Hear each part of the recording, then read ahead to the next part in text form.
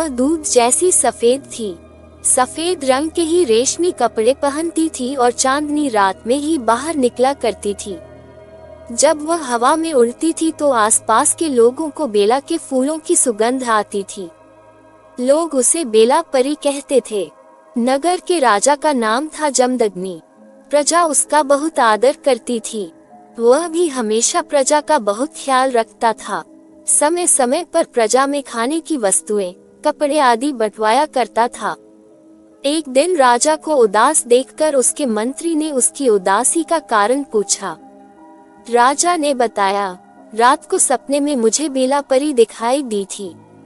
उसने मुझ पर स्वार्थी होने का आरोप लगाया, लेकिन इससे पहले कि मैं कुछ कह पाता वह गायब हो गई। मंत्री ने कहा, महाराज, सपने तो सपने होते हैं। सारी प्रजा आपकी उदारता का गुणगान करती। राजा को मंत्री का उत्तर सुनकर भी संतुष्टि नहीं हुई। उन्होंने मन ही मन निश्चय किया कि वह बेला परी से मिलकर उसकी बात की सच्चाई जानकर रहेगा। कुछ समय पश्चात शुक्ल पक्ष आया तो राजा अपने मंत्री के साथ घोड़े पर सवार होकर जंगल की ओर चल दिया, क्योंकि बेला परी रात में ही बाहर निकलती थी। राजा और मंत्री दोनों को जंगल में भटकते भटकते 14 दिन व्यतीत हो गए। शुक्ल पक्ष का केवल एक ही दिन बाकी रह गया था, इसलिए वे दोनों उदास होकर झील के किनारे एक पेड़ के नीचे जा बैठे। ठंडी ठंडी हवा चल रही थी। खिली हुई चांदनी में झील का पानी मोतियों जैसा झिलमिला रहा था। वातावरण शांत था। मंत्री को बातें करते करते नींद आ गई है, लेकिन राजा जागता रहा। थोड़ी देर बाद राजा ने देखा कि चांदी की एक डोर झील में लटक रही है। उस डोर को पकड़कर सफेद रंग की एक परी तेजी से नीचे उतरती दिखाई दी। उसके पंख हिलने के कारण आसपास तेज हवा चलने लगी। राजा जन्मदिन उसे देखते ही समझ गए कि यह वही बेला परी है जो उन्हें सपने में दिखाई दी थी। बेला परी की सुंदरता देखकर राजा भौचक्का रह गया। वह दम साध कर उसे निहारने लगा। मन में विचार करने लगा कि कैसे वह इस परी से बात करे।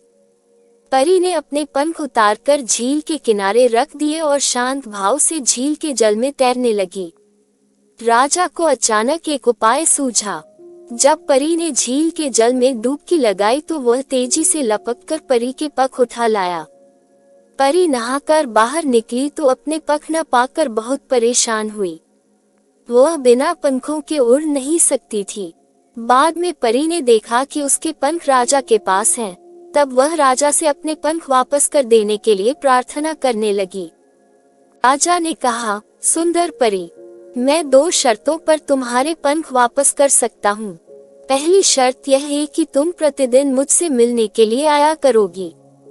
दूसरी शर्त यह है कि तुम्हें सिद्ध करना होगा कि मैं स्वार्थी हूँ। बेला परी ने राजा की बात मान ली, लेकिन उसने भी अपनी 2 शर्तें रखी। पहली यह कि वह केवल शुक्ल पक्ष में ही उससे मिलने आया करेगी।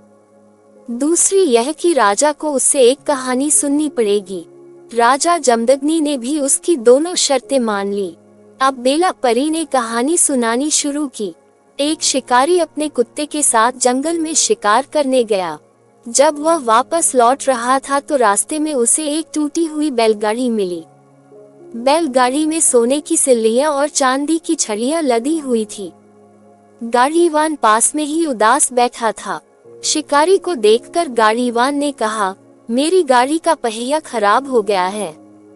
मुझे गांव जाकर बढ़ई को लाना होगा। क्या तब तक तुम मेरी गाड़ी की रखवाली करोगे? शिकारी मान गया। गाड़ीवान बढ़ई की खोज में गांव की ओर चला गया। शिकारी और उसका कुत्ता गाड़ी की निगरानी करने लगे। काफी देर हो गई, अंधेरा होने लगा, लेकिन गाड़ीवान न लौटा। शिकारी को अपने घर जल्दी लौटना था, क्योंकि उसकी माँ को दिखाई नहीं देता था और वह बीमार भी थी। उसे माँ के लिए खाना भी बनाना था। शिकारी ने अपने कुत्ते से कहा, तुम गाड़ी की रखवाली करना। जब तक गाड़ीवान न आ जाए तब तक कहीं मत जाना। मैं घर जा रहा हूँ। कुत्ता पूरी चौकसी से गाड़ी की रखवाली करने लगा। वह गाड़ी के चारों ओर चक्कर लगाने लगा ताकि बैल कहीं दूर न चले जाए। आधी रात के करीब गाड़ीवान एक बधी को लेकर आया। गाड़ीवान ने जब यह देखा कि उसका सोना चांदी ज्यों का त्यों सुरक्षित रूप से गाड़ी में लदा है तो वह बहुत खुश हुआ। इनाम के तौर पर उसने चांदी की 5 छड़ियां कुत्ते को दे दी। कुत्ता सुबह होते होते घर लौटा। शिकारी ने देखा कि कुत्ते के मुंह में छड़ियां हैं। उसने सोचा कि कुत्ता यह छड़ियां चुरा लाया है। तब उसने वे छुट्टियां कुत्ते के मुंह से निकाली और उस पर वार कर दिया। कुत्ता बेचारा वही ढेर हो गया। इतना कहकर बेला परी चुप हो गई। राजा ने पूछा, आगे क्या हुआ? परी बोली, अब आगे सुनाने को रह ही क्या गया है। बेचारे उस स्वामी भक्त कुत्ते को शिकारी ने मार डाला और तुम्हारे मुंह से आह तक न निकली। फिर भी तुम अपने आप को दयालु और परोपकारी समझते हो। राजा को लगा कि उनसे कहीं कुछ गड़बड़ हो गई है। इतने में उनका मंत्री भी वहां आ चुका था। मंत्री ने बेला परी को जवाब दिया, लेकिन हमारे राजा जो दान देते हैं, अकाल पड़ने पर लगान माफ करते हैं, उसमें उनका क्या स्वार्थ है? बेला परी ने कहा, उसमें स्वार्थ है। राजा को मालूम है कि यदि उन्होंने लगान माफ नहीं किया तो उनके राज्य में अशांति फैल जाएगी। राजा को बेला परी की बात ठीक लगी।